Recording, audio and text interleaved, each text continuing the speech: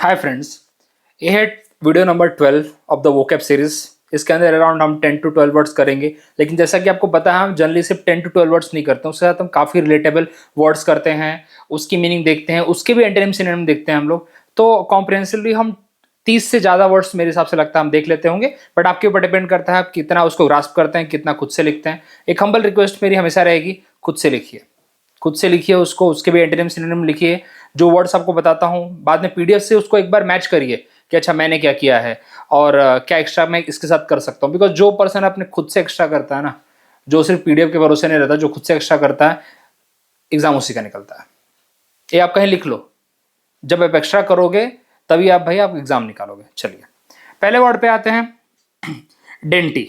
Dainty का मतलब होता है कोई छोटी सी चीज है लेकिन बहुत ही ब्यूटीफुल है, ग्रेसफुल है, ठीक है, बहुत सुंदर है, छोटी है लेकिन सुंदर है, उसको आप बोलते हो यहाँ पे स्मॉल एंड ग्रेसफुल। अब रिच एंड फेमस तो जैसे कि आपको पता है भाई, रिच है तो फेमस तो होंगे ही। और यहाँ पे सबसे मुझे हंसी इस पे आई कि आप फेमिनिन भी हैं और आप हैप्पी भी हैं। चलिए, तो यहाँ पे ज्यादा इसमें कुछ है नहीं, स्मॉल एंड ग्रेसफुल। इसके लिए एक जैसे आप बोल सकते हो स्वीट बोल सकते हो इसके लिए एक, ठीक है, छोटी सी चीज है, आप बोलते हैं ना कि बहुत स्वीट सी लग रही है, मतलब बहुत अच्छी लग रही है देखने में, मतलब मिठास है उसके अंदर एक छोटा सा। चलिए, समथिंग दैट इज डेलिकेट है, स्मॉल है, ग्रेसफुली ब्यूटीफुल है। ओके, जैसे शी वोर ए डेंटी ब्रेसलेट। अब ब्रेसलेट बड़ा तो होगा नहीं, ब्रेसलेट छोटा सा ही होगा, ठीक है, ऑन हर रिस्ट। मतलब ब्रेसलेट इतना है कि मतलब अपने आप में वो पूरे, कोई देख नहीं रहा, सिर्फ ब्रेसलेट को लोग देख रहे हैं, इतना अपने आप में अच्छा लग रहा है वो छोटी सी चीज। कभी कभी, अब आपको बताऊंगा तो अब हंसोगे। जैसे कभी कभी किसी के सर पे एक छोटी सी बिंदी बहुत अच्छी लगती है, होता है ना ऐसा, तो जो पूरा मुंह एक तरफ, लेकिन वो बिंदी लगाने के बाद जो ऐसा बोलता है वाह क्या लग रही है अभी, सॉरी। चलिए, तो ये होता है उस डेंटी सी चीज का मतलब। अब समझ गए होंगे, अब बिंदी का एग्जांपल देके आप बिल्कुल समझा दिया होगा मैंने, मेरी भावना आप तक पहुंच गई होगी और आपकी भावना किसी और तक पहुंच गई होगी। चलिए, क्या है यहाँ पे एलिगेंट, मतलब वही एक बहुत अच्छी, उसमें अंदर एक अलग बात है उस छोटी सी चीज के अंदर, ठीक है। एक्सक्विजिट, एक्सक्विजिट मतलब बहुत अलग है, यूनिक है, नयापन है उसके अंदर, कुछ कोई ओल्ड नहीं है, वही है, मतलब एक छोटी सी चीज है लेकिन but it has some uniqueness. Opposite क्या होगा, कोरोस, बल्कि, क्लमजी, मतलब बड़ी बड़ी चीजें हैं, फालतू चीजें हैं, ठीक है। बल्कि मतलब बड़ा होता है, कोरोस मतलब रॉ होता है और काफी रफ होता है, क्लमजी मतलब बहुत ही डिसऑर्डर तरीके से रखा गया है, तो ये सब उसके लिए होगा। चलिए, तो डेंटी मतलब होता है स्मॉल एंड ब्यूटीफुल। आपको दिमाग में रखने के लिए रखिए, किसी का फेस एज्यूम कर लीजिए जिसको आप देखना चाहते हैं, या लड़कियां खुद का अपना फेस एज्यूम कर लें और उसके ऊपर बिंदी लगा लें, कैसा अच्छा लगेगा। चलिए आगे बढ़े। इसमें ज्यादा कुछ था नहीं, इसलिए बाकी वर्ड्स में कुछ देखने लायक है ही नहीं। अभी रिच एंड फेमस में क्या समझाऊं आपको मैं। सो डेंटी में small, delicate and graceful, beautiful, and that's why it's a best answer for us. Garish, देखिए गैरिश के लिए हमने कल एक सिमिलर वर्ड हमने कुछ पढ़ा था, इससे रिलेटेड ही पढ़ा था हमने। एक वर्ड आया था हमारा लूरिड, आपको बता दूं, LURID, लूरिड। लूरिड का मतलब होता है भड़कीला, जैसे कोई ऐसा कलर या ऐसी कोई चीज जो आपको प्रवोक कर रही है। लेकिन ये सेंस में था, ये किसी भी चीज के लिए हो सकता है, एक कोई बात के लिए भी हो सकता है, किसी कंसेप्ट के ऊपर हो सकता, कोई चर्चा हो सकती है उसके ऊपर जो आपको भड़का दे, कोई न्यूज हो सकती है जो आपको भड़का दे, कोई इंसिडेंट हो सकता है जो आपको भड़का दे, तो वैसा है। लेकिन गैरिश में क्या होता है, ज्यादा करके इसको कलर के सेंस में यूज किया जाता है, ज्यादा करके इसको पेंट के सेंस में यूज किया जाता है, ज्यादा करके इसको डेकोरेशन के सेंस में यूज किया जाता है। जो ऐसी चीज जो काफी अनप्लेजेंटली गॉडी हो, जैसे कोई डेकोरेशन है, कोई डेकोरेशन है, बहुत हैवी डेकोरेशन हो गया, उतने की जरूरत नहीं है, तो क्या करेगा, आपको पसंद नहीं आएगा वो। वैसी चीजें होती है, बहुत ही ब्राइट है, उतना आपको नहीं चाहिए, बहुत चमकीला है, इतना आपको नहीं चाहिए। जैसे कभी कभी किसी के फेस के ऊपर भी ज्यादा डेकोरेशन अच्छा नहीं लगता आपको, आपको लगता है कि यार मिनिमल ही ठीक था, तो ज्यादा डेकोरेशन होगा तो क्या बोलोगे, यार इतना इतना ज्यादा करने की क्या जरूरत थी, तो उसका मतलब होता अनप्लीजेंट हो जाता फिर वो। गैरिश मतलब क्या हो गया कि वैसी चीज जो आप ज्यादा कर दोगे, ओवर स्टेट कर दोगे, तो क्या होगा, वो अननेसेसरी खराब हो जाएगी, तो उसका मतलब ये होता अनप्लीजेंटली गॉडी। गॉडी का मतलब भी वही है, ठीक है, एक तरह से भड़कीला, चमकीला, वही माना जाता है, ठीक है, ठीक है। तो garish refer to something that is excessively bright, flashy और गॉडी इन अनप्लीजेंट वे, मतलब गॉडी मतलब चमकीला एक तरह से, या फिर भड़कीला बोल दीजिए आप। Okay, it often describe loud, overly decorated, काफी अच्छा वर्ड है, ओवरली डेकोरेटेड, बहुत ज्यादा डेकोरेशन कर दिया, और tasteless things. The room was decorated in garish color that hurt my eyes. Her dress was too garish, बहुत ही ज्यादा डेकोरेटेड था, बहुत ही ज्यादा, उतनी जरूरत नहीं थी उसको for formal event. Formal event में कैसा होता है, लाइट सा ड्रेस होता है आपका, जिसको आप इजीली कैरी कर पाते हो। इसलिए अगर आप इंटरव्यू में जाते हैं तो आपको बोला जाता है आपको लाइट सा शर्ट पहनना है, टाई लगाना है प्रॉपर, अगर है कोट तो कोट डालना है। क्यों बोलते हैं लाइट सा? क्योंकि वो सामने वाले को भी प्लीजेंट लगे, उसकी आंखों को भी अच्छा लगे। ऐसा ना हो कि आपके ड्रेस देख के वो चिढ़ जाए, रहे क्या ऐसे पहनता है, क्या कोई शादी में आया है क्या, ऐसा ना बोले वो। चलिए, शो नहीं करना अपने को, ओवरडन, बहुत ज्यादा नहीं चाहिए। अपोजिट क्या होगा, सटल। सटल मतलब जितना अपने को चाहिए। फाइन, सटल के लिए आप एक और वर्ड लिख सकते हैं, फाइन। बोलते हैं काफी फाइन काम किया है, तो काफी सटल काम किया। एलिगेंट, अगेन बताया, एलिगेंट मतलब, अगेन एलिगेंट बहुत सारे सेंस में होता है वैसे, बट एलिगेंट का मतलब यही होता है कि काफी उसको प्रॉपरली डेकोरेटेड है, प्रॉपरली कैरी फॉरवर्ड किया जा रहा है, उसका एक अपने आप में चार्म है। रिफाइंड, और रिफाइंड के लिए आप अलग से लिखते हो पॉलिश्ड, पॉलिश वर्ड लिख सकते हो आप यहाँ पे। अंडरस्टेटेड, अंडरस्टेटेड मतलब एक होता था ओवरस्टेटेड, बहुत ज्यादा कर देना, उसका अपोजिट अंडरस्टेटेड। ठीक है, ठीक ठाक किया है, मिनिमल किया है।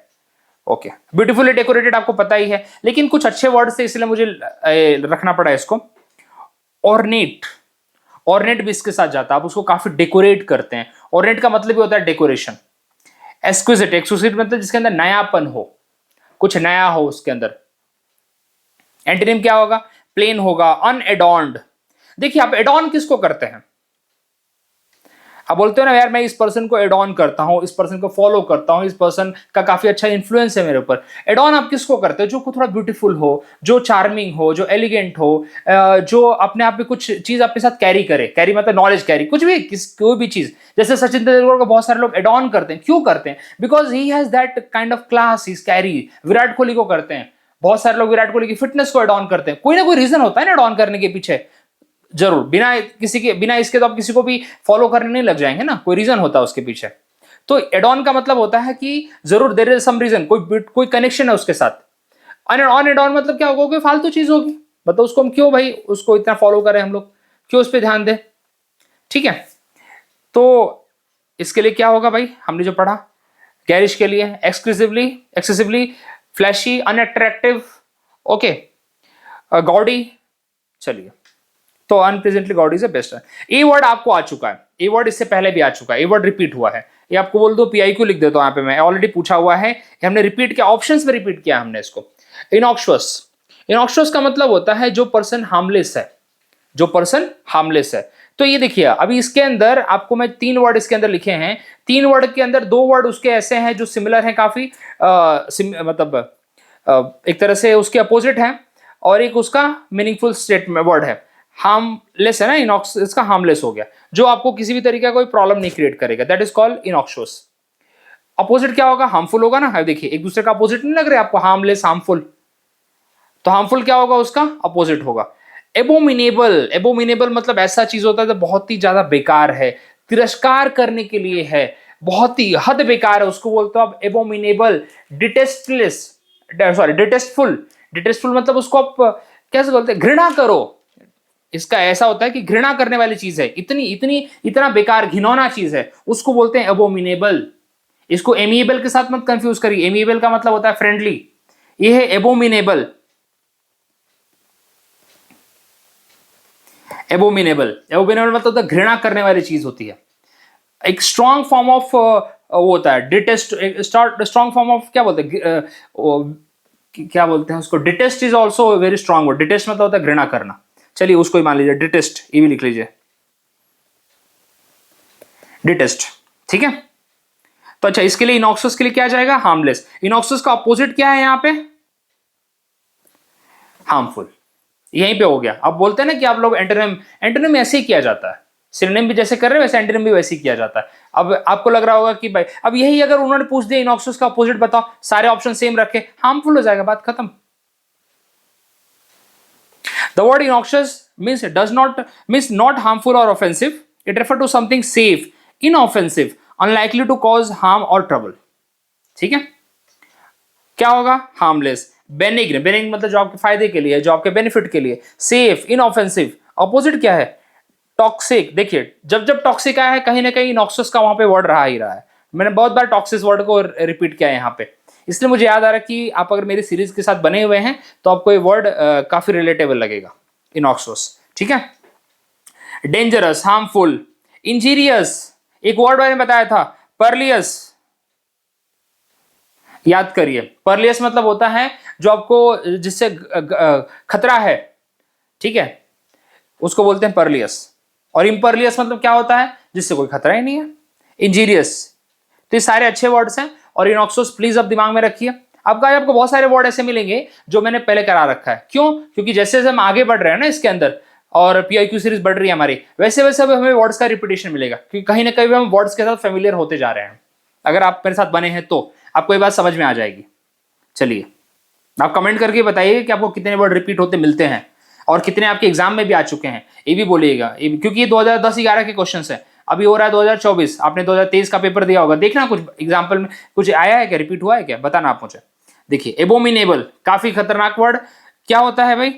Terrible, horrible, detestable. डिटेस्टेबल मतलब होता है कि बहुत अत्यंत घृणा। आप बोलते ना हेट करता हूं मैं किसी पर्सन को, जैसे कभी कभी बोलते हो आई हेट यू, हेट तो भी ठीक है, हेट का भी स्ट्रॉन्ग टर्म है डिटेस्टेबल, मतलब एक अलग लेवल की घृणा है। मतलब आप आंखों के सामने आ जाए तो क्या पता मार दो उस पर्सन को, ये स्ट्रॉन्ग फॉर्म है डिटेस्टेबल और खतरनाक। तो उसी का भाई है एबोमिनेबल, ऐसी चीज जो बहुत ही बेकार है, अनप्लीजेंट है, घृणा बिल्कुल, और कुछ नहीं सोच सकते उसके बारे में। अपोजिट क्या है? प्लीजेंट है, एग्रीएबल है, एमिएबल है, जो आंखों को पसंद आता है आपके, वैसी चीज होती है। ठीक है, हार्मफुल तो आपको पता ही है, वैसी चीज जो डेंजर है, ये सब देखिए, इंजीरियस, डेंजरस, टॉक्सिक। ये इसलिए कराता हूं, ये बोले कि क्यों करा रहा, ये आपके कानों में रेंगने चाहिए वर्ड, ये कानों तक आएंगे फिर हिट होंगे, हाँ हाँ याद आ रहा, याद आ रहा, कुछ तो याद आ रहा। Opposite harmless, benign. इनॉक्शियस मतलब हार्मलेस होता है। चलिए, एब्जर्व। अब देखिए, एब्जर्व आप मुझसे पूछेंगे कहां पढ़ा है हमने, हमने फंडामेंटल ड्यूटी में पढ़ा है, हमने फंडामेंटल ड्यूटी में पढ़ा है, to protect the public property and observe violence. याद आया आपको? हमें वायलेंस को त्यागना है। क्या करना है भैया? वायलेंस को त्यागना है, छोड़ना है। तो इसका मतलब क्या होगा भाई? इसके लिए होगा रिनाउंस, त्यागने के लिए। अब देखिए, सारे के सारे जो वर्ड्स है ना, सब सिमिलर हैं एक दूसरे के। सिमिलर मतलब एक ही जैसे हैं। ऐसा लगेगा कि यार कहीं रिलिक्विश तो आंसर नहीं होगा, रिकैंट तो आंसर नहीं होगा, रिट्रैक्ट तो आंसर नहीं होगा, क्योंकि सब कहीं ना कहीं त्यागने से, छोड़ने से, अपने स्टांस को चेंज करने से, यही आसपास इनका मीनिंग है। तो रिनाउंस मतलब होता है किसी चीज को त्याग देना, छोड़ देना। ठीक है, आप फंडामेंटल ड्यूटी याद करिए, क्या है? एक स्टेटमेंट आता है, ऑब्जर्व वायलेंस। क्या है भैया? To protect the monument of the national importance and observe violence, ये पूरा स्टेटमेंट है।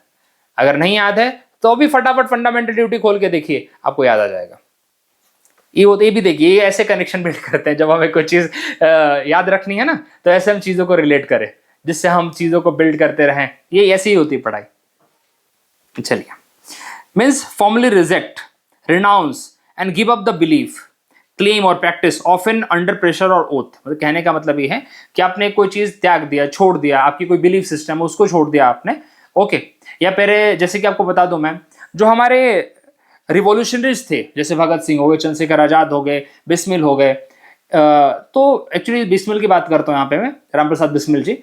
उन्होंने बोला था कि उन्होंने जब काकोरी कॉन्स्पिरेसी में पकड़े गए थे और बाद में उनको हैंग किया गया, तो उससे पहले उनके व्यूज काफी चेंज हो गए थे। उनका ऐसा था कि हमें वायलेंस के प्रति इतना प्रमोट नहीं करना चाहिए वायलेंस। वैसे तो उनके प्रिंसिपल काफी अलग थे कि मतलब वो अंग्रेजों को भगा देना, लेकिन बाद में उन्होंने, जो यूथ था, उनको यही बोला कि वायलेंस की तरफ आप ना जाएं, बेटर है कि आप जाएं गांधी जी का जो मेथडोलॉजी है, पॉलिटिकल मेथडोलॉजी, उसके साथ भी जुड़े। तो उन्होंने अपना जो स्टांस था पहले, जो जिस तरीके से वो काम करते थे, उसको त्याग दिया आखिरी तक आते आते। ऑल्दो तब तक तो पकड़े भी जा चुके थे, लेकिन उनका ये था कि अब आप लोग ना करें आगे, ये उनका एक वो भी था। The king was forced to abjure his claim to the throne, he abjured his former belief and adopted a new ideology. मतलब किसी चीज को त्याग देना, पुरानी कोई भी चीज आपकी। रिनाउंस, फोर्सवेयर, रिप्यूडिएट। रिप्यूडिएट भी बहुत अच्छा वर्ड है। रिप्यूडिएट का मतलब ये होता है रिफ्यूज टू एक्सेप्ट। रिप्यूडिएट का क्या मतलब होता है? Refuse to accept. ठीक है, चलिए, गिव अप करना, ये तो आपको पता है। एम्ब्रेस करना इसका अपोजिट होगा। एम्ब्रेस करना मतलब आप किसी चीज को अपने तक ला, अपने एक्सेप्ट कर रहे हैं, उसको अपने अंदर ला रहे हैं। जैसे कभी कभी आप ना किसी को हक करते हैं, तो उसको हम ऐसे भी बोल सकते हैं, आपने उसको एम्ब्रेस किया, आपने उसको गले लगाया, होता है ना। तो एम्ब्रेस उसके लिए भी होता है, हक करने के लिए भी यूज किया जाता है, टर्म यूज किया जाता है। ठीक है, आपने किसी को आपने आलिंगन किया, ये होता है, इसके लिए भी चला जाता है एम्ब्रेस करना। अडॉप्ट करना मतलब आप अपने अंदर लाना, एक्सेप्ट कर लेना, मान लेना उसको, पर्टिकुलर बिलीफ को, किसी चीज को, कोई भी आपके आसपास जो चल रही, जो आप चाहते हैं अपने आप को एक्सेप्ट करना, वो आपने ले लिया, चलिए। अपोजिट क्या होगा? रिलिंक्विश। लेकिन बाकी वर्ड्स काफी इंपॉर्टेंट है। हाँ देखिए, रिलिंक्विश याद आ गया मुझे। He decided to relinquish his role as a CEO. यहाँ पे होता है पोजीशन की बात करते हैं हम ज्यादा करके, पोजीशन होता है, टाइटल होता है। जैसे आपको बताऊं मैं, after the Jallianwala Bagh incident, Tagore ji has relinquish the knighthood. उन्होंने को जो नाइटहुड मिला था उन्होंने उसको दे दिया, ठीक है, मतलब त्याग दिया। बोले इसको मैं छोड़ देता हूं। बहुत सारे लोग आज के टाइम पे कुछ इवेंट होता है, अपने अवार्ड्स को क्या करते हैं? रिलिंक्विश कर देते हैं, मतलब बोले नहीं चाहिए हमें, हम वापस गवर्नमेंट को देते हैं, ठीक है, सरेंडर कर देते हैं उसको, लोग बोले नहीं चाहिए। So he decided to relinquish his role as a CEO. Opposite क्या होगा? रिटेन करना, होल्ड करना उसको। देखिए यहां पे भी काफी कुछ मैंने रखा है आपके लिए। While it means giving up something, relinquish के साथ क्या एसोसिएट कर रहा है? कोई ना कोई चीज आपकी त्याग रहे हैं, कोई सामान त्याग रहे हैं। लेकिन ऑब्जर्व के लिए क्या आ रहा है? कोई आप बिलीफ को त्याग रहे हैं, कोई ओथ को त्याग रहे हैं, जो भी आपने, कोई बोलते हैं ना मैं प्लेज ले रहा हूं, मैं इस तरह से काम करूंगा, लेकिन आपने बाद में उसको छोड़ दिया, आपने कोई दूसरा सिस्टम अडॉप्ट कर लिया। तो कहने का मतलब है रिलिक्विश और ऑब्जर्व में अंतर क्या है? रिलिक्विश ऐसा है, उसमें भी आप त्याग ही रहे हैं, इसमें भी आप त्याग रहे हैं, और ऑब्जर्व में भी आप त्याग रहे हैं, मतलब छोड़ रहे हैं। लेकिन यहां पे आप त्याग रहे हैं सामान, कोई चीज, कोई वस्तु। यहां पे आप त्याग रहे हैं कोई बिलीफ, कोई प्रिंसिपल्स। ठीक है, ये दोनों में अंतर है। यही इसलिए उन्होंने दोनों ऑप्शन दे रखा था, और सबसे कंफ्यूजिंग क्वेश्चन था ये। ठीक है, समझ में आया होगा आपको। रिकैंट, रिकैंट का मतलब सीधा होता है, ज्यादा करके हमारे जो पॉलिटिशियंस होते हैं और अपना रिकैंट करते रहते हैं। क्या है? वो बोलेंगे कुछ और, लेकिन बाद में पलट जाएंगे उससे। ठीक है, बाद में उससे बोलेंगे अरे हमने कब बोला था, हम उस बात को नहीं मानते हैं, उसे विड्रॉ करते हैं। तो रिकेंट क्या होता है? हमारे पॉलिटिशियन ज्यादा करते हैं, अपने ही बातों को झुटला देना, अपने ही बातों से क्या होता है? पलट जाना। इसको ये भी बोलते हैं, कॉन्ट्राडिक्ट भी बोल सकते हैं आप इसको, रिकेंट में। रिट्रैक्ट टू फॉर्मली विड्रॉ और डिनाई प्रीवियसली हेल्ड स्टेटमेंट और बिलीफ। जैसे पहले कुछ बोला था, बाद में बोला अरे कहां बोला हमने, ये तो आपको पॉडकास्ट में आपको देखने को मिलता होगा। जैसे अरविंद केजरीवाल ने कितनी बार बोला यमुना साफ करूंगा, यमुना साफ करूंगा, बाद में बोलते कहां बोला था कि मैंने 5 साल में साफ करूंगा। अरे भाई तूने 10 साल में बोला था, 10 साल में भी नहीं किया तूने। चलिए, समझ में आया आपको? मतलब वैसी बात जो आपकी बात है, लेकिन आप उससे पलट रहे हैं। अपोजिट क्या होगा इसका? कंफर्म करना, रीअफर्म करना। अगेन रिट्रैक्ट और टेक अबैक तो पता ही है आपको। So recant means take aback the words, लेकिन ऑब्जर्व में क्या होगा? आप बिलीफ की बात कर रहे हो, रिनाउंस कर रहे हो बिलीफ। चलिए, रिट्रैक्ट, रिट्रैक्ट मतलब अगेन आपके स्टेटमेंट को पलट जाना, ठीक है, आपके ही बातों से मुंह फेर लेना, ये होता है। सेम एक तरह से रिट्रैक्ट और जो वर्ड हमने पढ़ा अभी रिकैंट, सिमिलर जाएंगे यहां पे। ठीक है, चलिए आगे बढ़ते हैं। इक्वेनिमिटी, इक्वेनिटी मतलब होता है कामनेस, शांति, शांति, ठीक है, और कामनेस ऑफ माइंड हो सकता है। ओके, अब यहां पे देखिए, ये तो काफी इजी है वैसे। अगर आपको इनडिफरेंस का मतलब पता है तो पूरा का पूरा ऑप्शन इजी है। इनडिफरेंस आपको बताया है कि नहीं बताया? कितनी बार आ चुका है इनडिफरेंस? मेरे को रट गया अभी। इनडिफरेंस मतलब अपैथी, कोई फीलिंग नहीं होना, किसी के लिए कोई कंसिडरेबल नहीं होना, इनकंसिडरेट होना, उसको बोलते हैं यहाँ पे इनडिफरेंस। कोई फीलिंग नहीं रखना किसी चीज के लिए। इक्वेनिमिटी में यहाँ पे भाई साइलेंस होगा नहीं, सेटिस्फेक्शन होगा नहीं, तो यहाँ पे कामनेस होगा। और अपोजिट क्या होगा इसका? अपोजिट एक अच्छा वर्ड है, क्लेमोर। क्लेमोर का मतलब होता है चिल्ला पुकार करना, चिल्लाना, गुस्सा करना, अननेसेसरी। ठीक है, कुछ लोगों को आदत होती है जो झगड़ालू भी होते हैं, कैंटनकेरस। कैंटनकेरस कौन होता है? जो अननेसेसरी झगड़ा करता है और फिर झगड़ा करते करते चिल्लाता है, क्लेमोर करता है। ठीक है, चलिए। The word equanimity refer to mental calmness, composure and evenness of temper, especially in difficult situation. Despite the crisis, he maintained her equanimity and handled the situation wisely. His equanimity in the face of criticism made him a great leader. मतलब हर time पे अपने आप को, अपना temper बना के रखना है, कंपोज अपने आप को रखना है, काम रखना है, ये होता है equanimity. Composure, serenity, tranquility, poise, वाह क्या वर्ड है पॉइज। अब इसके लिए आप थोड़ा मेहनत करेंगे। पॉइज के लिए आप उसका एंटोनिम निकालेंगे, सिनोनिम निकालेंगे और इसके लिए स्टेटमेंट भी बनाएंगे, आप हिंदी मीनिंग भी लिखेंगे आप इसके लिए। चले आगे बढ़े, एंटोनिम देख लेते हैं। एजिटेशन, एजिटेशन मतलब गुस्सा करना। एंग्जाइटी, पैनिक, क्लेमोर ऑलरेडी बताया आपको मैंने, ठीक है, चिल्लाना। इंडिफरेंस, इंडिफरेंस आपको ऑलरेडी बता चुका हूं मैं। अपैथी, अनकंसर्न, इनकंसिडरेट, कैलॉस, याद करिए सब वर्ड्स। अपोजिट, इंथुजियाज्म, पैशन, मतलब किसी चीज में इंटरेस्ट रहना, इंटरेस्ट भी हो सकता है आपका इसमें। चलिए, साइलेंस का तो क्वाइटनेस, स्टिलनेस पता ही आपको। चलिए आगे बढ़े। पॉन्डरस, देखिए कभी कभी आप ना कुछ किसी पर्सन को देखेंगे, वो किसी पॉइंट पे लेके ना बहुत ज्यादा सोच विचार कर रहा है। हम ऐसा बोलते हैं, आप कौन सी बात पे सोच रहे हैं या कौन सी बात पे आप पॉन्डर कर रहे हैं, ठीक है। तो दो तीन तरीके होते हैं अब यहाँ पे।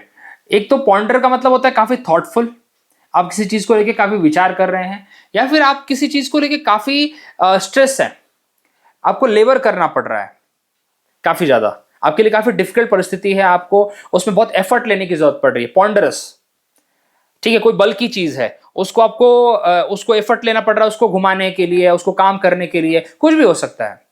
तो word ponderous refer to something heavy, slow moving. और पॉन्डर का मतलब क्या होता है? पॉन्डर का मतलब होता है किसी चीज के ऊपर विचार करना। जो थॉटफुल वर्ड था ना, वो पॉन्डर के साथ जाएगा, ठीक है, ये होगा। और पॉन्डरस में क्या होगा भाई? कोई चीज जो बहुत बल्की है, जिसके लिए आपको बहुत लेबर करना पड़ रहा है, एफर्ट लेना पड़ेगा। Difficult to manage due to weight और complexity. It can be describe both physical happiness और सीरियस, ओवरली सीरियस और डल राइटिंग और स्पीच और समथिंग। आपका मेंटल हैप्पीनेस भी हो सकता है। बहुत सारे लोग आजकल मेंटल हैप्पीनेस से भी गुजरते हैं, बहुत उनके मन में दुख दर्द पीड़ा रहती है। The elephant moved in ponderous manner due to its massive size. मतलब बहुत डिफिकल्ट तरीके से मूव कर रही थी हाथी या हथनी। His speech was so ponderous, so heavy that audience struggled to stay engaged. चलिए, cumbersome, clumsy, heavy, dull, labored. Opposite क्या होगा ponderous का? लाइट होगा, ग्रेसफुल होगा। आगे बढ़ते हैं, इसमें ज्यादा कुछ नहीं था यार। अभी देखिए यहाँ पे जी लिखा है, लेकिन इसको हम बोलते हैं नार्ड। जी साइलेंट है यहाँ पे, क्या बोलते हैं इसको? नार्ड, ठीक है। जी नहीं पढ़ते, जिनाल्ड नहीं बोलेंगे इसको, इसको बोलेंगे नार्ड, ठीक है। तो इसके क्या होगा भाई? वैसी चीज जो बहुत ट्विस्टेड है, जो बहुत रफ है। क्या है भाई? Rough and twisted. क्यों रफ एंड ट्विस्टेड है भाई? क्योंकि बहुत पुरानी हो गई है वो, कोई बहुत पुरानी चीज है, उसको आप बोल सकते हो यहाँ पे, ठीक है। टेढ़ा मेढ़ा हो चुका है वो। आप अपने किसी पुराने घर में जाएं, आपको ऐसी चीजें मिल जाएंगी, ठीक है।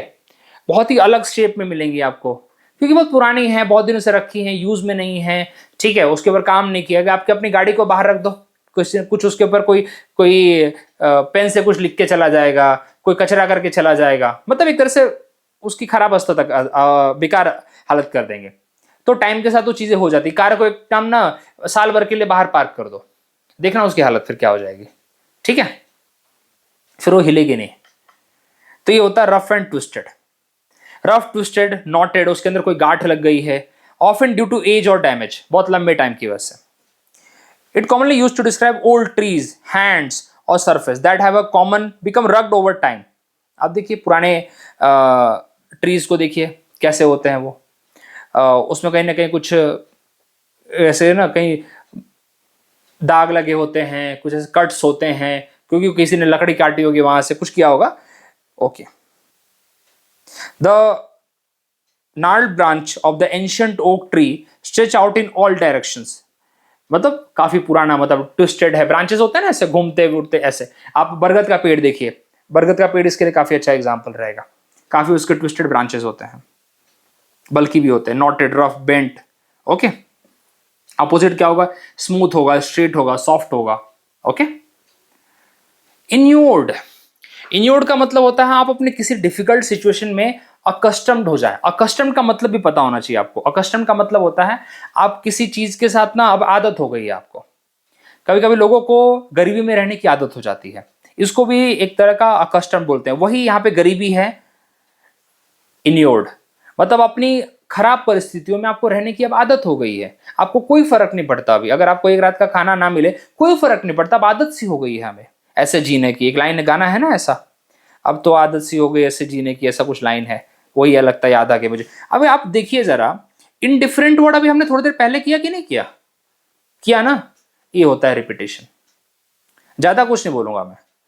तो अकस्टम वर्ड भी याद रखिए, अकस्टम होता है जैसे आप कभी कभी एक वर्ड लिखते हैं एक्वेंटेड, एक्वेंटेड, एक्वेंटेड मतलब किसी चीज से आप परिचित हो गए हैं। अब एक आपके पड़ोसी कोई रहता है, आप उसको बोलोगे मेरा एक्वेंटेंस है, एक्वेंटेंस है मतलब इसको आप सिर्फ जानते हो, आपका कोई दोस्त नहीं है वो, ही इज माई एक्वेंटेंस, उसको सिर्फ इतना जान पहचान है मेरी। आप कभी कभी बोलते हैं यार मेरी जान पहचान बहुत बड़ी है, तो जान पहचान में आपके दोस्त नहीं होते हैं, वो आपके एक्वेंटेंस होते हैं, आप उनको जानते हो, आप और वो उन्हें मतलब आपको वो जानते हैं, बस इतनी सी बात है। और कस्टम मतलब उस सिचुएशन से आप पूरी तरह से अब वो हो गए हो, हैबिचुअल हो गए हो, हैबिचुअल भी अच्छा वर्ड है, कस्टम के साथ जा सकता है, ठीक है। इनडिफरेंट आपको पता है, बता चुका हूं मैं। एक्सपोज आपको जानते हो, एक्सपोज का मतलब क्या होता है, आजकल तो काफी सुनते हो, एक्सपोज मतलब बाहर आ जाना कोई चीज, सेंसिटिव तो कोई क्या ही समझाना आपको मैं, ठीक है। Inured means to become accustomed to something unpleasant, वही बताया था ना, गरीबी, अनप्लीजेंट, डिफिकल्ट टाइम्स के साथ आप सीख गए हो रहना। If someone is injured to hardship they no longer react strongly to it because they have experience it repeatedly, मतलब आदत हो गई अभी। चलिए, year after year of struggle, after a year of struggle, she was inured to criticism. Soldiers become inured to harsh condition. आपको भी future में ऐसा बन जाना पड़ेगा बिकॉज ऑफ ट्रेनिंग। ये देखिए कितना अच्छा आपके लिए स्टेटमेंट मिला है, ठीक है। हार्डेंड, डिसेंसिटाइज, इसका मतलब अपोजिट क्या होगा, सेंसिटिव, क्योंकि इन्योर्ड क्या है, अकस्टम्ड है। देखिए अब देखिए जरा समझिए, अब आपको नहीं लगता इन्योर्ड का अपोजिट क्या होगा, सेंसिटिव होगा, अपोजिट। इन्यूड क्या होगा, डिफिकल्ट कंडीशन से अकस्टम्ड हो रहा है। और सेंसिटिव बंदा कैसा होगा, जैसे ही भाई हिमालय की तरफ पहुंचे उसके हाथ पैर कांपना चालू हो गए, हाथ पैर ऐसे लाल पड़ना चालू हो गए, ठंडे पड़ना चालू हो गए। वही फौजी कैसा होता है, बोले हम तो हर चीज से ट्रेन है भैया, हमें कुछ नहीं होने वाला, और ट्रेन भी नहीं है तो मेंटली ट्रेन है, हम रह लेंगे, हमें प्रॉब्लम नहीं है, 2-3 दिन की बात है, सीख जाएंगे। लेकिन जो पर्सन सेंसिटिव होगा वो पहले दिन ही रोना चालू कर देगा, उसे समझ में नहीं आएगा कैसे करना है। चलिए, तो सेंसिटिव इसके लिए क्या हो जाएगा, इन्योर्ड का अपोजिट हो जाएगा, इसको आप लिंक करिएगा, ठीक है। चलिए आगे बढ़ते हैं, ठीक है, ये हमने कर लिया। डिसडेनफुल, अगेन डिसडेनफुल का मतलब भी एक तरह से वही होता है, बहुत ही तिरस्कारपूर्ण, बहुत ही वैसी चीज जो बहुत ही बेकार है। हमने पढ़ा था ना एबोमिनेबल, वो तो घृणा करने वाली थी, वो तो तिरस्कार नहीं, वो तो और एक्सट्रीम लेवल की थी, एबोमिनेबल। तो डिसडेनफुल का मतलब होता है डिसमिसिव, डिसमिसिव के लिए सेम। ये देखिए, अब ये ऐसे खतरनाक वर्ड जब आते हैं तो आपको दोनों का मीनिंग पता होना चाहिए, नहीं तो आप नहीं कर पाएंगे, ठीक है। देखिए अब समझिए, डिस्क्रिमिनरी यहां पे नहीं होगा, बिकॉज डिस्क्रिमिनरी क्या होगा, जब आप दोनों के बीच में भेदभाव करते हैं। डिक्यूरेसिव, आपको याद है आपने क्यूरेसिव राइटिंग करते थे आप, क्यूरेसिव राइटिंग मतलब बोलते हैं ना, अरे टेढ़ा टेढ़ा जो बच्चे लिखते हैं, पता नहीं वो कैसे लिखते हैं, क्यूरेसिव राइटिंग लिखते हैं, उसी से वर्ड आया है। किसी चीज का आप कभी ऐसे कुछ टेढ़ा टेढ़ा लिखते थे यार, बहुत ही खतरनाक लिखते थे, ऐसे करके ऐसे, पता नहीं कैसे लिखेंगे, छोड़ो। तो क्यूरेसिव हैंडराइटिंग होती है, तो उसी वर्ड से आया डिक्यूरेसिव, डिस्क्यूरेसिव सॉरी। तो यहां पे डिसमिसिव होगा, वैसे बता दूं आपको मैं, डिसडेनफुल का मतलब किसी चीज की आप घृणा कर रहे हो, एक तरह से तिरस्कार कर रहे हो, उसको कंडेम कर रहे हो, उसको रिप्रीमेंड कर रहे हो, उसके लिए कोई इज्जत नहीं है आपके मन में, उसको बोलोगे आप, ठीक है। Showing contempt, scorn, or lack of respect for something or someone. A person is disdainful, they behave in superior or dismissive manner towards others.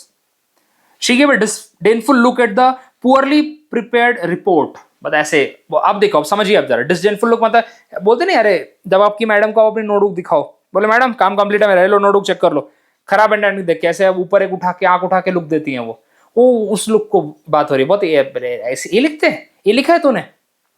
His disdainful attitude towards his colleague made him unpopular, मतलब बेकार attitude, ठीक है। arrogant, haughty, scornful, contemptuous, dismissive, same meaning है सबके, ठीक है। चलिए, मतलब एक तरह से समझिए, एग्जाम्पल से तो काफी अच्छा समझ गए होंगे आप। अपोजिट, रिस्पेक्टफुल, हम्बल, एडमायरिंग, मतलब भाई जैसे आपने मैडम के सामने नोटबुक रखी, मैडम ने बोला वाह बेटा क्या लिखा है, क्या हैंडराइटिंग है, क्या प्रॉपरली आपने प्रेजेंट किया है, मानना पड़ेगा आपको, ये होता है। डिस्क्रिमिनेटरी क्या होगा भैया, हाँ ये बहुत अच्छा वर्ड है, प्रेजुडिस, वाह वाह क्या वर्ड है। प्रेजुडिस का मतलब होता है एक अपना ओपिनियन बना लेना, एक अपना माना हुआ ओपिनियन बना लेना। मैं बोलूं कि जो लोग नॉर्मल क्लोथ पहनते हैं, जो लोग धोती कुर्ता पहनते हैं, वो गरीब होते हैं। ये मान के चलो, मैं, ये मेरा प्रेजुडिस है, मान लिया मैंने। क्या सच है? मैं जैसे आप लोग ऐसे छोटी छोटी स्टोरीज देखते होंगे इंस्टाग्राम पे कि कोई भाई एक बूढ़ा आदमी आया जो धोती कुर्ता में है, किसी BMW के शोरूम में गया और वहां की जो सेल्समैन है उसको ऐसे डिसडेनफुल नजरों से देख रही है। क्यों? उसने प्रेजुडिस बना रखा है कि जो धोती कुर्ता वाले लोग होते हैं वो गरीब होते हैं, वो BMW कैसे खरीद सकते हैं। लेकिन आया वैसे ही धोती कुर्ता में इंसान, ए ले बोले, ए ले 10 करोड़, चल जेब में दिया, ऐसे बैग में उठा के दिया, ले 10 करोड़, और हैरान हो गई। ठीक है, ये होता है प्रेजुडिस। मतलब अपना एक भावना, एक अपना ओपिनियन बना लेना। इसलिए बोलते हैं कि भाई अपना प्रेजुडिस मत बनाओ, सिचुएशन जज मत करो, समझ में, किसी चीज को जज मत करो, बायस मत हो किसी चीज के लिए। ये होता है प्रेजुडिस, ठीक है। और उसको आप लिंक कर दिया मैंने डिसडेनफुल के साथ भी, ऐसे लिंक करिए, अच्छा रहेगा। अपोजिट फेयर होगा, इम्पार्शियल होगा। डिस्करेसिव क्या होगा भाई? जो एक टॉपिक से दूसरे टॉपिक वेंडर करता रहता है, कोई स्ट्रेट फॉरवर्ड नहीं है। जैसे क्यूरेसिव हैंडराइटिंग कैसे होती है? टेढ़ी टेढ़ी होती है ना, सीधी थोड़ी होती है वो, उसी से वर्ड आया है। Rambling from one topic to another without order. Disgracing, disgracing भी हमने पढ़ा था, आपको मैंने समझाया था। आप अपने पाथ से डिसग्रेस मत होइए, मतलब भटकिए मत, डेविएट मत होइए। याद आया आपको कुछ? मैंने आपको एक GP की बात बताई थी, ग्रुप प्लानिंग एक्सरसाइज की, कि कोई पर्सन ऐसा जब पूरे ग्रुप को भटकाएगा तो दूसरा क्या बोलेगा? Don't deviate the entire group to something as, और समथिंग ऐसा कुछ बताया था मैंने आप लोगों को। चलिए, डिक्यूरेसिव का ऑपोजिट क्या होगा? कंसाइज, टू द पॉइंट, एक पर्टिकुलर पॉइंट पे, स्ट्रेट फॉरवर्ड, फोकस, ये होगा। चलिए आगे बढ़ते हैं। अभी ये है भाई, इसको कहेंगे इन्वेंडोज। इन्वेंडो, अब जब ऐसे वर्ड्स हैं तो थोड़ा सा खुद की प्रैक्टिस करनी है कि भाई कैसे बात बोलना है इसको, क्योंकि हमें बोलना भी आना चाहिए, ये बहुत ज़रूरी है। तो भाई इसको बोलते हैं इन्वेंडो। इन्वेंडो का मतलब होता है आप किसी को क्या कर रहे हैं? कटाक्ष कर रहे हैं, सरकाजम कर रहे हैं किसी के ऊपर, ठीक है। तो इसके लिए वर्ड है इंसिनुएशन। अपने यहाँ पे दोनों खतरनाक वर्ड है, दोनों खतरनाक वर्ड है यहाँ पे, ठीक है। मतलब किसी को आप इनडायरेक्टली बोल रहे हैं, इनडायरेक्ट वे ऑफ टॉकिंग है ये, ठीक है। इसको क्या बोलते हैं? इनडायरेक्ट वे ऑफ टॉकिंग, ठीक है। और कटाक्ष आप कैसे करते हैं? आप देख किसी और की तरफ रहे हैं लेकिन बोल किसी और को रहे हैं, करते हैं ना आप, ऐसे हम सब करते हैं ठीक है। तो ये होता है। और ज्यादा करके किस सेंस में बोलते हैं आप? ये गलत तरीका होता है ये, मतलब जब आप कटाक्ष कर रहे हैं, किसी को सरकाजम हिट कर रहे हैं आप किसी के ऊपर, तो for the wrong, for the bad thing, अच्छी चीजों के लिए नहीं कर रहे हैं, फॉर द बैड थिंग के लिए आप कर रहे हैं, इसको बोलते हैं इन्वेंडो। इंसिनुएशन का भी मतलब वही होता है, ठीक है। चलिए, the word innuendos refer to subtle और indirect remark often with a negative और suggestive connotation.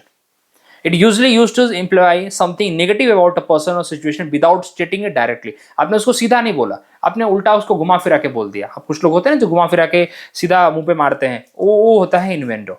Politician speech was full of innuendos about his opponent past. बिल्कुल, हमारे मोदी जी भी करते हैं, ठीक है, मोदी जी भी करते हैं। कभी डिक्टेटरशिप के ऊपर बात हो जाए तो बोलते हैं कहाँ कांग्रेस वाले डिक्टेटरशिप की बात करते हैं, खुद 1975 भूल गए क्या। चलिए, she made a sarcastic innuendo about his inability to complete with the project. अच्छा, inability वर्ड आता है, ये भी एग्जाम में आता है। inability का अपोजिट क्या होगा? एबिलिटी होगा। एक वर्ड है डेक्स्ट्रस। डेक्स्ट्रस मतलब होता है काफी कैपेबल होना, काफी अच्छी एबिलिटी होना, स्किलफुल होना, ठीक है। वो इनएबिलिटी का अपोजिट होगा।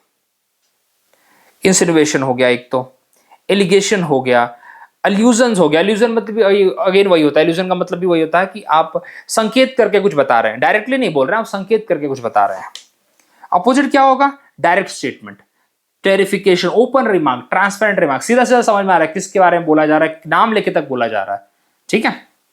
यहां पे देखते हैं इंडिकेशन, तो आपको जानते हो, साइन, क्लू, एविडेंस, आपको पता है। Uncertainty, ambiguity. एम्बिग्यूटी देखिए बार बार आ रहा है। एम्बिग्यूटी मतलब होता है कोई चीज क्लियर नहीं होना, ऑब्स्कर होना, वेग होना, ये बता चुका हूं आपको मैं पहले भी। चलिए, इसके ज्यादा टाइम नहीं दूंगा मैं अभी। इंस्पायरिंग कोड तो कोई मतलब नहीं है। इंस्पायरिंग कोड तो आप मोटिवेशनल कोड पढ़ते ही होंगे। विटी रिमार्क मतलब किसी के ऊपर अपनी ह्यूमरस रिमार्क देते, जिससे कपिल शर्मा देता रहता है, ओके, अपने ऑडियंस को एंटरटेन करने के लिए। विटी मतलब हंसाने वाला। तो innuendo means indirect often negative remark होता है। अब बात करते हैं अप्रेजल। हम सबको अप्रेजल की मांग होती है, हम चाहते हैं भाई अप्रेजल मिले, काम करने वाले तो वही चाहते हैं ना। तो देखिए, नहीं पता कुछ तो सोचिए, क्या एप्लीकेशन होगा क्या? नहीं होगा।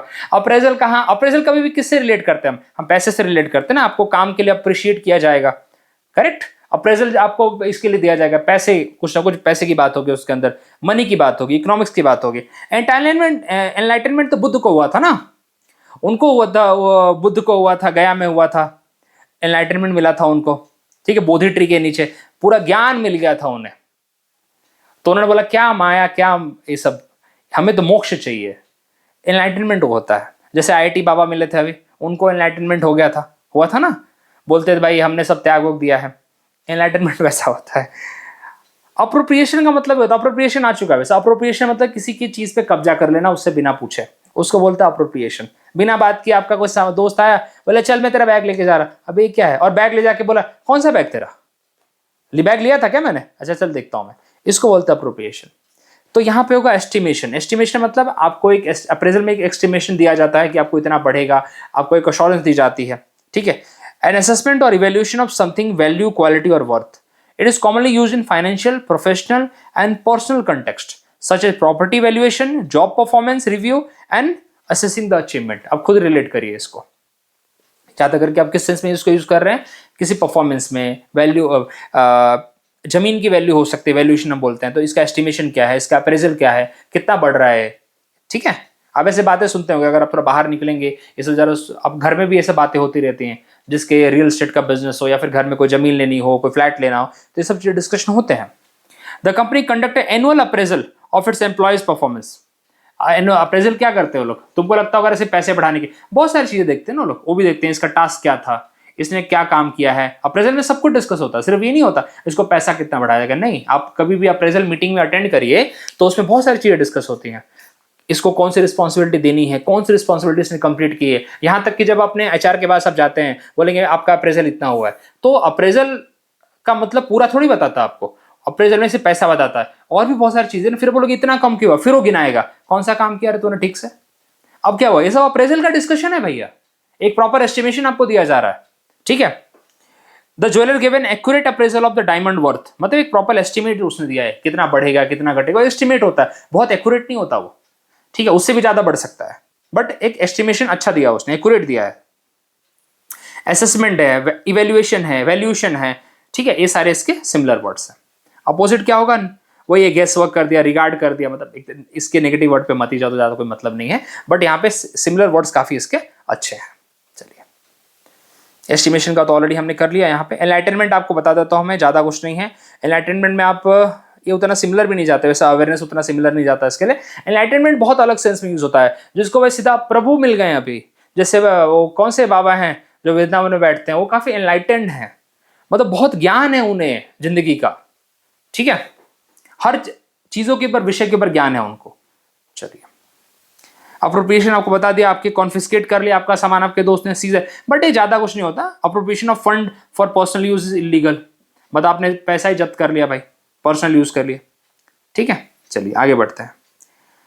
इनडोमिटेबल, इनडोमिटेबल का मतलब होता है जिसको हराना मुश्किल है, जिसको आप हरा नहीं सकते हैं, जो इनविंसिबल है, ठीक है।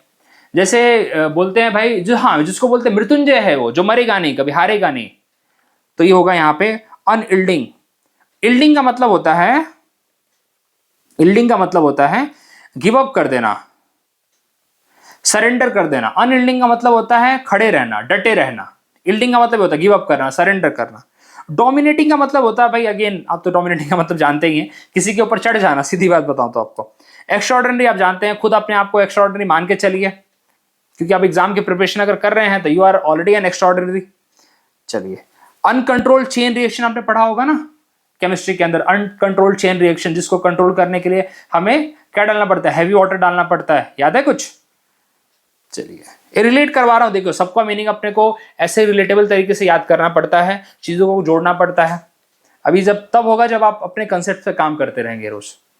The word indomitable refer to impossible to defeat, किसको भाई, जो ऑलरेडी जो इनविंसिबल है, जैसे सिकंदर वॉज इनविंसिबल, ऐसा बोलते थे कि भाई वो कभी हारा नहीं है, ठीक है।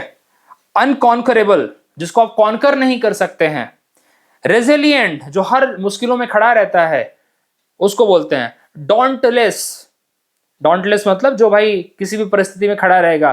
करेजियस, इसके लिए आप टर्म्स यूज करेंगे। एंड एंटोनिम क्या बोलेंगे? वीक है, डिफिटेबल है, सबमिसिव है, जो गिव अप कर देता है। ठीक है, इसके लिए एक और वर्ड चला जाएगा, रिजोल्यूट है। याद आया आपको ये सब words?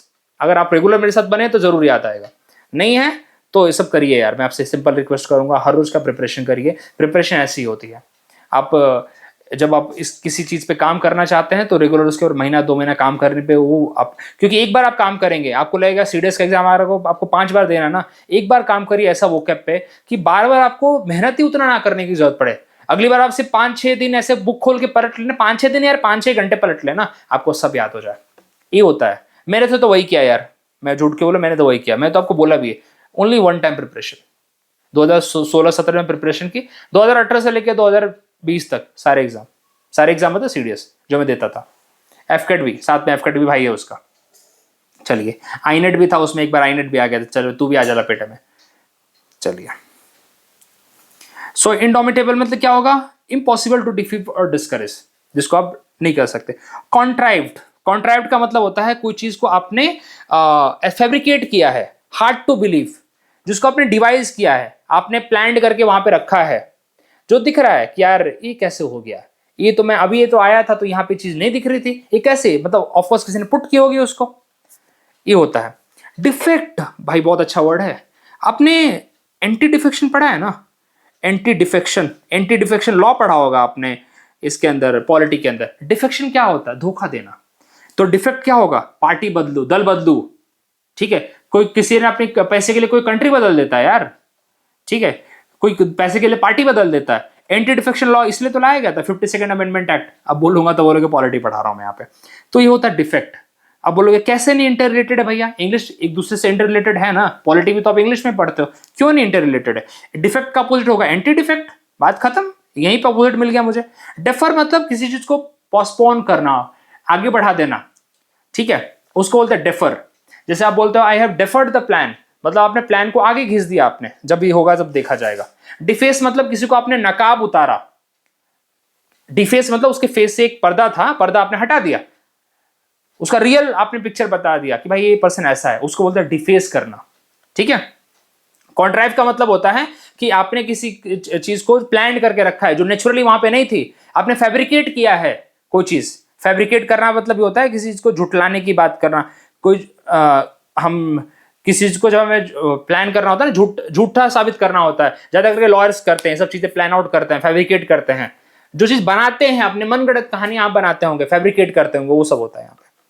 The word contrive means deliberately created rather than arising naturally or spontaneously। आपने कभी कभी आपको बोला क्यों लेट हो गया बेटा, आप बताना चालू करो, देखो बेटा मम्मी मैं अमित के घर पे गया था, उसके घर पे दादाजी बीमार थे, ये क्या है, ये फैब्रिकेटेड है, ये कॉन्ट्राइव्ड है। मम्मी को भी पता है उसके दादाजी मर गए थे बेटा, अरे मम्मी ने नहीं, दादाजी ने वो दूसरे नाना जी थे लगता है उसके, मम्मी ने पकड़ लिया लेकिन आपको ये है, ये कॉन्ट्राइव्ड है, डिवाइस किया आपने, प्लान बना रहे हो।